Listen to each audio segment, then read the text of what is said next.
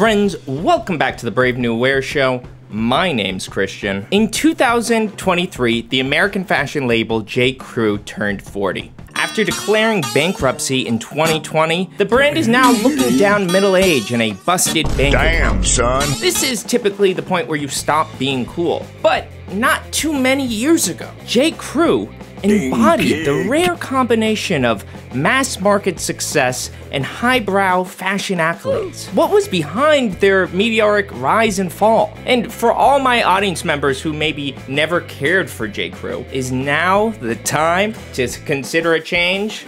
I don't know. Today, men's fashion has reached an exciting level of maturity. Gone are the days when only certain styles or cuts or silhouettes would be in. No. Today, at least by my judgment, so many different looks can be perceived as trendy or cool. It is not limited to kind of one discrete silhouette, one discrete aesthetic. And I don't want to start by getting bogged down in semantics, but fashion is subjective and you can rock whatever you want in perpetuity. But a short while ago, the fashion establishment consensus was that certain styles and cuts were fashionable and others were not. It was a worse time. A worse time to be alive. And during the period when slim cut was the only option for menswear, j.crew ruled supreme. Undeniably, j.crew owes a lot of its success to having the right talent. Jenna Lyons, who began working at the company right after graduating from Parsons in 1990, would rise from an assistant men's designer to VP of women's design and ultimately creative director of j.crew. You look at the individual pieces that we design and that the team makes, they're in and of themselves, they're not, you know, crazy runway pieces, but what makes them interesting and what makes us interesting, I think, is when you put them together. And with her over 20 plus years at j.crew, by 2013, the New York Times called her the woman who dressed America. Like the whole thing. The whole continent, she did it. Her understanding of the aesthetic landscape and how to meet the customer's needs/wants was exceptional. Her rise was supported by j.crew CEO, Mickey Drexler.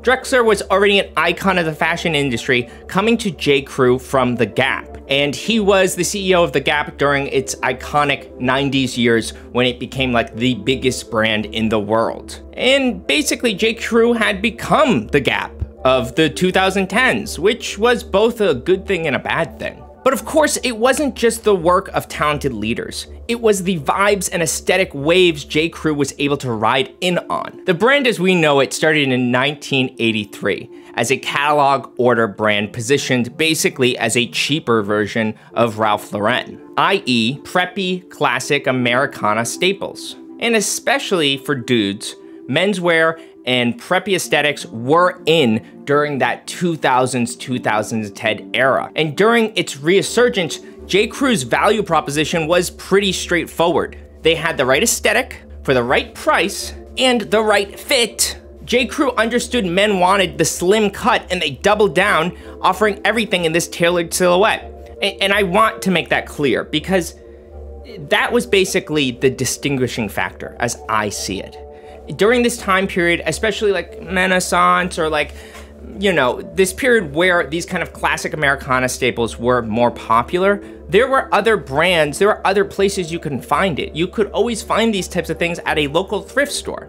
But because they weren't the stylish cut, they were basically invisible. They weren't right. But j.crew offered exactly what was right. But the Renaissance is ancient history.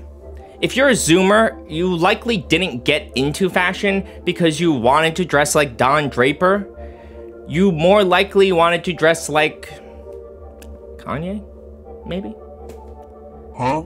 That is to say, j.crew didn't stay on top. Like a made-for-HBO drama. Oh my God. I'm so sorry. I used its dead name, my apologies. Like a made-for-Max drama, the signs of j.crew's demise became most evident at the height of its powers. In 2014, only a year after Lyons was named Dresser of America, mind you, j.crew reported a loss $607 million a year. Gulp. In 2016, j.crew's long-term debt was approximately $2 billion. Coincidentally, I graduated from college in 2016 with around the same amount of debt, and I'm doing just fine.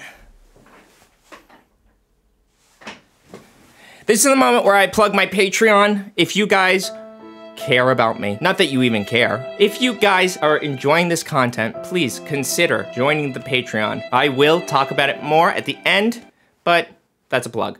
In 2017, Lyons would leave mutually from j.crew, and at the same year, Drexler, who was still the CEO, gave an interview to the Wall Street Journal, citing his explanation for the seeming implosion of the brand by that point. And to the most part, he points to the price point. j.crew was becoming more and more expensive, and he believed that that was the major thing. But you know what else happened in 2017? The Supreme Times Louis Vuitton collection. What I would consider like the apex of streetwear's popularity. What leadership might not have realized was it wasn't just j.crew's business model that was outdated, you Poindexter nerd. It was the clothes. Once menswear reached peak popularity, its polar opposite, streetwear, became the trendy style, and the fashion pendulum swang in the opposite direction of j.crew's preppy aesthetic. And this swing, of course, was happening well before 2017, during the time when j.crew was doubling and tripling down on friggin' Oxford cotton button-downs at your local mall. Have you been to the mall recently?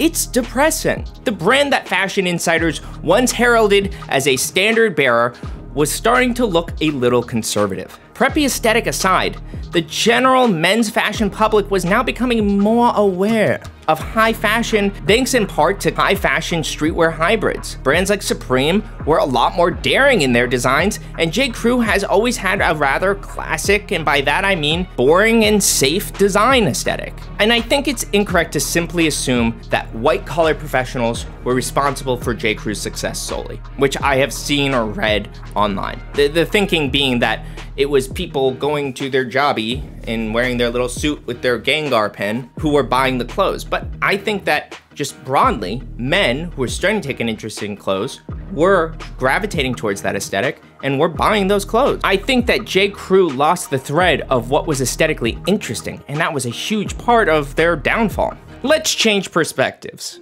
Near the height of streetwear's rise in 2015, Supreme's then creative director, Brendon Babezien, here's an aside for you guys.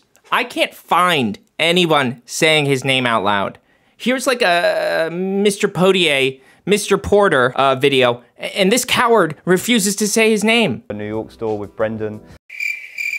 Why don't they get him to say his name? Supreme's then creative director, Brendon Babezien, left the red hot brand and chose to start, technically relaunch, his own New York City label called Noah. Like Supreme, Noah had a clear, streetwear kind of vibe. But in clear distinction to the gritty, lower Manhattan aesthetic of Supreme, Noah chose to play on the preppier side of the fence, drawing more inspiration from the likes of Tommy Hilfiger and Ralph Lauren with more suiting, more rugbies, and more nautical themes. Preppy people love the ocean. Noah was one of the first real classy streetwear brands. I think I've said that before. They're brands like ALD that have become popular. They seem to be merging both kind of streetwear aesthetics and preppier aesthetics. Like, imagine a collar on a shirt, but you're cool. Damn, son. Anyway, Noah was one of the first brands that really popped off with that kind of look. And unlike j.crew, say,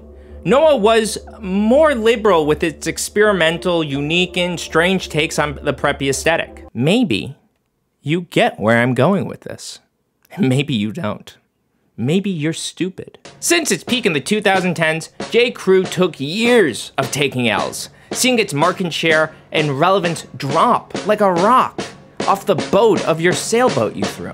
So, in 2022, j.crew announced its appointment of the new creative director, Brendon Babezien. Brendon, who has now been at the helm of j.crew for about 2 years, has been given a lot of leeway, it seems, to shape the men's side in a way that he sees fits. And frankly, this is the part of the video where I go over what I think Brendon, Mr. B, has changed as the new creative director of j.crew. If I haven't made it clear, maybe in clear language to you dummies. Supreme, he did Supreme. He started Noah. Now he's doing creative direction for the mall brand, j.crew. Anything there? I'm gonna argue there is. First one, new fit. Who's this? Okay, so one of the things that Brendon has brought to j.crew is a couple of new cuts and silhouettes. Like I was talking about earlier, j.crew really, I think, made a name for itself in menswear by getting the right fit. But since that time has passed, essentially the slim cut has become a standard. It's not even like straight cut is the just prototypical version of pants or anything anymore. I think that slim cut has really taken that place. And for a kind of interwhile period, since j.crew stuck to its guns with that aesthetic or silhouette, it became kind of lame, boring, snoozeville. So I think the fact that Brendon is now adding new silhouettes is a part of what is making j.crew possibly cool again. The first one, the giant fit chino. I genuinely like it. You can tell that there is still kind of like a very chino-y weight and look to these pants. They still very much look like preppy pants and not like, say, something from Marni or something from another brand. They aesthetically feel true, but the silhouette is something that you might actually be interested in. For GQ, Brendon actually spoke about the giant fit chino in a way that's illuminating, which I'm gonna read. Where's my quote? Where did I write it? Here it is. The giant fit chino was a layup for me. I mean, it was there. It was in the archive. Guys, the archive. You love archive fashion. It wasn't like the whole world was wearing skinny pants for 100 years, and I came along and said, hey, let's do a big pant, and it was already there. Timing plays a huge role. The one thing I will give myself credit for, I think I have good timing, and I think the timing plays a big role in any creative person's success, whether they're a clothing person or an artist or a musician or whatever. Knowing the temperature of the public and what they might want, or what they might be ready for, is an important part of this job. So to digest that for you, essentially what Brendon was saying is looking through j.crew's archives and probably looking through a lot of prep archives in general. Like I said, slim fit wasn't the standard. That's not what people were wearing. The big fit, giant fit, jumbo fit chino is essentially taking what was a standard wider cut and, to my eyes, actually making it a little wider. That's not the only way they're changing the silhouettes. So, like I said before, j.crew became kind of famous for their Ludlow suits. The Ludlow suit, during a time, was offering men the right cut, the right silhouette of a suit made from Loro Piana fabrics that they would otherwise had to have gotten from your Eddie Salmon at Dior or whatever. Now, Brendon's bringing a new cut to the scene. It's the Kenmare. Basically, what makes this kind of cut and silhouette different is that this is now a new offering for like suits and blazers that is, for lack of a better word, more casual and more on trend. They are typically, based on what I've seen, unstructured, so there's not kind of like padding, materials, you have a natural shoulder, and they're usually kind of wider in the chest. And the result of that is that this is the kind of suit that still looks okay, good with a shirt and tie, but can easily transition into probably the ways that you might actually want to wear a suit, like with a t-shirt or say a non-collar shirt underneath. And I think that this is genuinely kind of cool. In a lot of ways, it's like what the Ludlow suit did for another generation, but for us, for the Z generation, including me. Otherwise, if you wanted a suit that was actually kind of cut cool and would work wearing it more naturally, like with a t-shirt, and wouldn't look silly because of like the padding or it just looked too clean, the Kenmare cut offers that. But I think changing the silhouettes, remember, fit is a theme, is massive. Like I said, so many different things can be cool today. For a brand to kind of give that to you, there needs to be options. You need to be able to build your silhouette or your style in a way that's unique. By offering more than just one silhouette, j.crew is kind of giving those keys to people and allowing them to dress, say, more Japanese Americana. You know how the Japanese take what we do and make it so much cooler? Bolder designs, that's the second thing. I have noticed also is there's kind of more of a Noah forward aesthetic to some of the new offerings at j.crew. I think the new designs for men's, there's some oddballs in there. There are like this kind of bandana button up. I would expect to see that at Noah, and I'm seeing it at j.crew. Or like this Boulder Prep pink Harrington jacket. Bright colors are classically prep, but I think for a period of time, men were too scared to wear such a color, but this is cool. Like that makes that jacket cooler. Look at like also like these bleached up jeans. Bleach up? I think that these are also cool. Those are the types of things that make me as a fashion enthusiast interested in actually going in to a j.crew and picking something up, because I'm very selective about the clothes I want. If I'm going to buy something basic, it's almost always going to be something in a crazy silhouette that I'm not gonna get at a j.crew. But if they have something kind of wild, that makes me wanna go in the door. A more editorial, stylized aesthetic. Insert the part where I talk about the pamphlet. I'm probably wearing a different outfit. I just ran to j.crew to pick up one of these guys, and I changed my outfit because I was not going to walk into the store wearing a j.crew suit. I don't wanna be a simp for them like that. So this is like their little spring lookbook. And I think that the editorial imagery that a brand will put together really tells you a lot about kind of how they want to position themselves and how they want to be seen. Well, you know, I'm not, like, I don't want to marry the spring one. I like kind of how they're styling and what they're showing for these outfits. Even with the dressier one, it looks kind of like something that I think is chill and dope. This almost requires a disclaimer about like preppiness, about like whether or not this kind of aesthetic is cool or fashion. Because I imagine that if you got into fashion through streetwear, you might not even have any taste for this kind of look. And if you are a member of my community who is, I guess, exclusively into high fashion, maybe you also don't have any appreciation for this look. What I want to propose is whatever is not in vogue is the subversive dress style.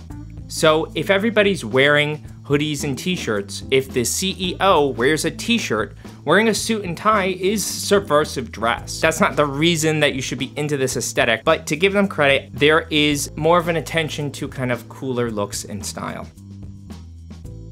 On that note, so I went to the one in Williamsburg, which isn't like their flagship, like the Manhattan store. My immediate thought was, when I was there, that the way that they have it merchandised, I will, you know, I have to be honest, I'm fair and balanced here. It looks like the way that a girlfriend would dress her boring boyfriend. Oh my God, bro. Like it looks like he works in finance and she's like, you should put on a shirt. If that's like what your local j.crew looks like, I get why you maybe would be like, I don't understand where Christian's going with like, if they're cool or not. Stay thirsty, my friends. Sip moment. And on that note, j.crew does black. So in the rule books of preppiness, it is considered wrong, gauche, not prep, to wear the color black in a circumstance that isn't a black tie event. Classic preppy style never has the color black. Navy blue, midnight blue even, but not black. What the hell? The new j.crew, it's got black. I think that it is in itself kind of an experimentation or a subversiveness that, you know, it goes to show that they're thinking about us. They care about us. Legitimately, the, what is it, giant size, bigly sized chinos in black, I think are a good staple. Like, if I wasn't broke as a joke, as I always am, I would pick those up as like a staple pant. They're around, I think, like $100. It is the right fit and in a material that feels quality, and it is a price that is reasonable. It's those three things. Now, you know, it's like, oh, but then I can't tell people it's Yoji or something. Get over it. You know, I think that it's cool that they're experimenting with black as a color that they're willing to include in this kind of preppy stable. And maybe, since it is black, maybe you might consider it. You made it. This is the ending of the video. Guys, let me know what you think of this one. It's obviously related to the Is Supreme Cool Again video, so if you haven't watched that one, watch it with your eyeballs. And of course, I'm pitching the Patreon. I'm here. I'm not going anywhere. I know, I'm the father who's abandoned you more times you can remember, and you're like, I don't need you anymore. Go away from me. But if you join the Patreon, I am looking for patrons to tell me what to do next on the channel, and more specifically, what they want out of the Patreon. What I am just doing off the bat is offering unique videos there that you can't get anywhere else. So please, I beg you, check out the Patreon, consider signing up, or at least watch this video in full, give it a like, then comment, then go and send this to your friends. Make them like and comment it. You have to do this. Or, j.crew will kill your family. Or something. I love you. I'll see you guys later.